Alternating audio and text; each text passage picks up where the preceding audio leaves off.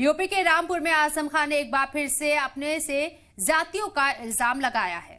उन्होंने कहा है कि उनके साथ, उनके पूरे परिवार के साथ ज्यादतियों की सारी हदें पार की गई, लेकिन उन्होंने मकामी लोगों का साथ नहीं छोड़ा। स्वार असेंबली हल्के में तशहीर के दौरान आजम खान ने कहा है कि उनके बेटे को कोई हरा नहीं पाया तो उसकी रुकनियत छीनने की कोशिश की गई।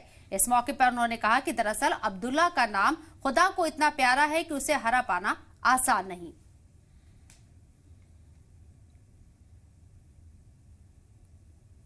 छीन ली 2 बार तुम्हारे विधायक की मेंबरशिप, इसलिए कि अभी कोई माई का लाल 150 करोड़ के हिंदुस्तान में अब्दुल्ला को इसलिए नहीं हरा सकता कि अल्लाह का सबसे पसंदीदा नाम है। अरे मुल्क के बांटने वालों, रिश्तों को बांटने वालों, क्या पार्लियामेंट हमने हारी है? सीट यहां हारी, जीते तुम। तमंचा लेकर दौड़ाने वालों, इसी मोबाइल में वीडियो है दरोगा का।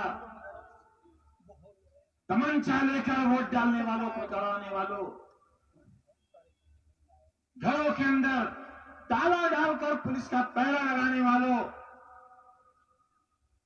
और दिल्ली में ये कहते हो सबसे बड़ी कुर्सी पर बैठे हुए बादशाह कि हमने रामपुर भी जीत लिया।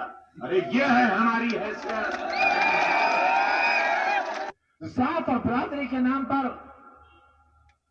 हमारी सियाह रातों का दाम नहीं लगाया जा सकता।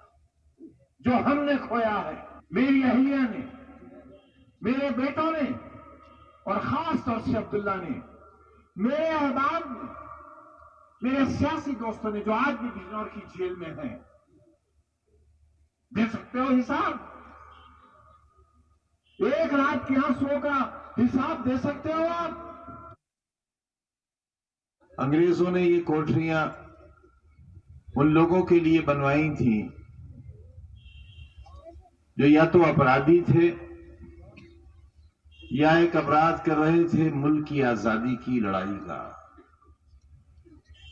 हिंदुस्तान आजाद हो, गुलामी जाए और लोगों की हुकूमत कायम हो, एक ऐसी सरकार जिसे लोग चुने और जो लोगों की सरकार हो। वहां किसी एक का हुक्म न चले, मजहब के नाम पर, धर्म के नाम पर, जाति के नाम पर इंसान को इंसान से लड़ाया न जा सके, किसी का सर झुकवाया न जा सके, किसी को जलील और रुस्वा न किया जा सके, किसी बाप और किसी मां को इस बात के लिए मजबूर न किया जा सके कि या तो उसकी बेटी महलों की स्याह दीवारों में अपनी असमत लुटवाकर दम तोड़ दे,